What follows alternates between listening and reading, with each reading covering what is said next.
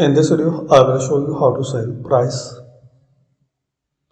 after discount formula in Microsoft Excel. So we can see we have this example data to get the sell price equal. So here you can use this formula equal sign, then original price minus discount price, then multiply, then divide by 100. Now multiply with original price, then click on OK.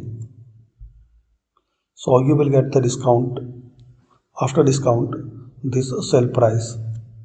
Like if you write here 2000 or change the value, so it will change here. So you have to pay this amount. If original price is 2000 and 10% is a discount, but make sure here we have here not a sign for percentage, and here we have the sign percentage. So if you select from here this percentage symbol, so you need to use another formula, just equal, select it, then minus discount price. Now multiply, then select original, then press enter. Now drag and drop.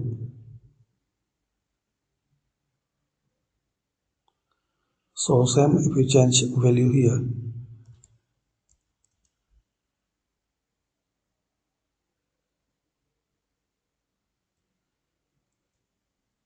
So you will get the same result, but method is difference for discount with percentage and without percentage sign.